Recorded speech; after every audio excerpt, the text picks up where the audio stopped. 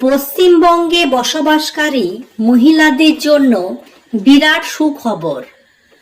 এবার থেকে জুলাই মাসের 1 তারিখে অন্নপূর্ণা ভাণ্ডারের 3000 টাকা ডাইরেক্ট আপনাদের অ্যাকাউন্টে ক্রেডিট হয়ে যাবে।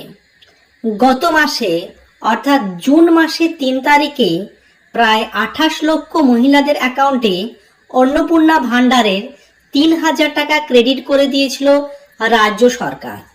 পরবর্তীতে ভেরিফিকেশন, আবেদনের জমা, এগুলো ভেরিফিকেশনের কাজ চলছে এবং চলতি মাসে সেগুলো সম্পূর্ণ হয়ে গেলে আগামী মাস অর্থাৎ জুলাই মাসের 1 তারিখে সমস্ত মহিলাদের অ্যাকাউন্টে এই টাকাটি ঢুকে যাবে বলে প্রতিশ্রুতি দিলেন আজকে আমাদের রাজ্যের নতুন মুখ্যমন্ত্রী শুভেন্দু অধিকারী মহাশয়, এবং তিনি সেটি সরাসরি ঘোষণা করলেন এবং তার সঙ্গে সঙ্গে আরও জানিয়ে দিলেন কিছু শর্ত আপনাদের অবশ্যই পালন করতে হবে বা কিছু নিয়ম, যারা এবার থেকে অন্নপূর্ণা ভাণ্ডারের টাকা পাবেন না।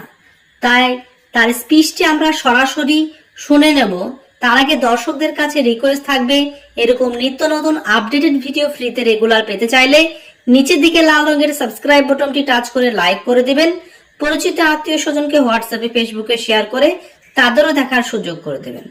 চলুন আমাদের রাজ্যের নতুন মুখ্যমন্ত্রী মাননীয় শুভেন্দু অধিকারী মহাশয় এই যে অন্নপূর্ণা ভাণ্ডারের ব্যাপারে আবেদনের শর্ত, অর্থাৎ আগে বলা হয়েছিল লক্ষ্মী ভাণ্ডার প্রকল্প থেকে ডাইরেক্ট স্থানান্তরিত হবে, কিন্তু বর্তমানে নতুন কিছু শর্ত যুক্ত হয়েছে। দেখুন আপনি টাকাটি পাবেন কিনা। সেখানে প্রায় 4-4.5 হাজার পুরুষরা লক্ষ্মীর ভাণ্ডারের টাকা তুলে নিয়ে চলে গেছে। কৃষ্ণনগর 2 নম্বর ব্লকে নদিয়া জেলায় একটা অঞ্চলে 173 জন পুরুষ লক্ষ্মীর ভাণ্ডারের টাকা তুলেছে। আমাদের মঞ্চে ডিজিপি আছেন, তিনি তার পুলিশ সিআইডি তদন্ত করছে। একটা বড় র্যাকেট আমাদের মা বোন দিদিদের হকের অর্থ, সরকারি অর্থ লুট করেছে।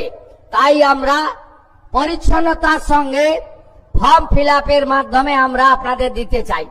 আমরা দিতে চাই তাদের যারা সরকার বা সরকার পোষিত বা প্রাইভেট স্কুল যেখানে সরকার অনুমোদিত, সেই স্কুলে আপনাদের বাচ্চাদেরকে পড়াশোনা আপনারা করান। সেক্ষেত্রে বেসরকারি প্রাইভেট স্কুলেও আমরা দেব যারা কেন্দ্রীয় বা রাজ্য বোর্ডের অনুমোদন পেয়েছে। কিন্তু আমরা এমন কোন জায়গায় দেব না যেখানে ধর্মীয় শিক্ষা দেওয়া হয়, যেখানে ভারত বিরোধী কথা শেখানো হয়। সেখানে যারা পড়াশোনা করেন তাদের পড়াশোনাটা আমাদের মূল স্ট্রিম এডুকেশন, মূল ধারার শিক্ষার মধ্যে পড়ে না, আমরা তাদেরকে দেব না। যারা ভারত সরকারের, রাজ্য সরকারের বিভিন্ন ভ্যাকসিনেশন কর্মসূচিতে অংশগ্রহণ করেন না, ভ্যাকসিনেশন যখন হয় বলে এই টিকা আমার বাচ্চাকে লাগাবো না, এটা জন্ম নিয়ন্ত্রণের টিকা, তাই আমরা তাদেরকেও দেব না। তাই আপনারা সহযোগিতা করুন। ইতিমধ্যে জুন মাসে 3 তারিখে 28 লক্ষ মা বোন দিদির অ্যাকাউন্টে 3000 টাকা করে ঢুকে গেছে। এখন অবধি 1,05,00,000 আমাদের মা বোন দিদি তারা এই অন্নপূর্ণা যোজনায় নাম নথিভুক্ত করেছেন।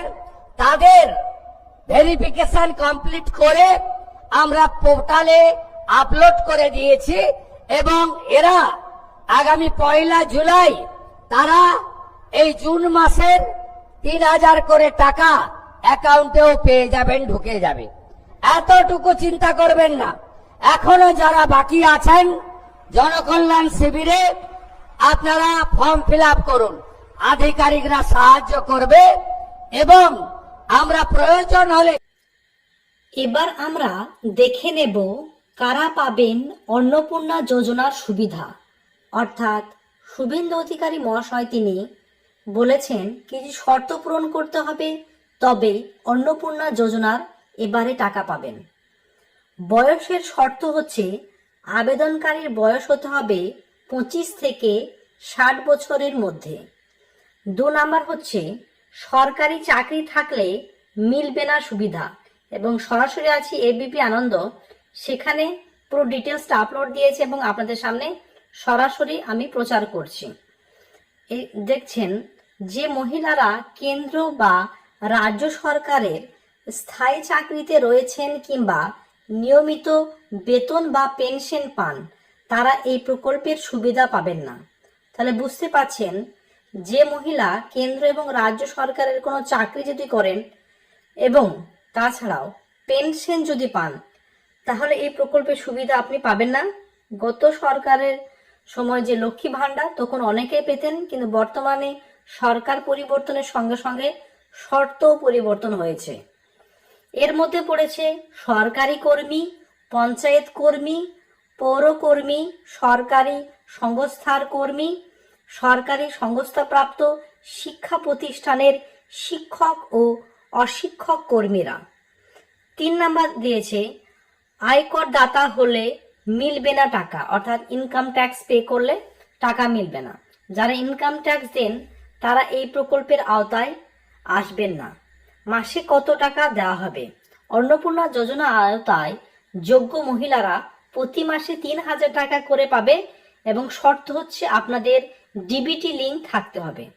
আপনারা যখন অনলাইনে আবেদন করেছিলেন, সকলেই জানেন ব্যাংক অ্যাকাউন্ট নাম্বার প্রয়োজন ছিল না, কারণ আধারের মাধ্যমে যে অ্যাকাউন্ট লিঙ্ক ছিল সেটাতে ডাইরেক্ট ডিবিটির মাধ্যমে টাকাটি ট্রান্সফার করে দেবে, দুর্নীতি যাতে কম হয় সেদিকে লক্ষ্য রেখে। লক্ষ্মী ভাণ্ডারের গ্রাহকদের কি হবে, এটাই অনেকের কোশ্চেন। সরকারি বিজ্ঞপ্তিতে স্পষ্ট বলা হয়েছে, বর্তমানে লক্ষ্মী ভাণ্ডার প্রকল্পের সমস্ত সুবিধাভোগীদের অন্নপূর্ণা যোজনার স্থানান্তরিত করা হবে।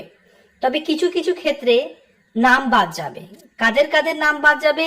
লক্ষ্মী ভাণ্ডারের টাকা পেতেন কিন্তু আর পাবেন না।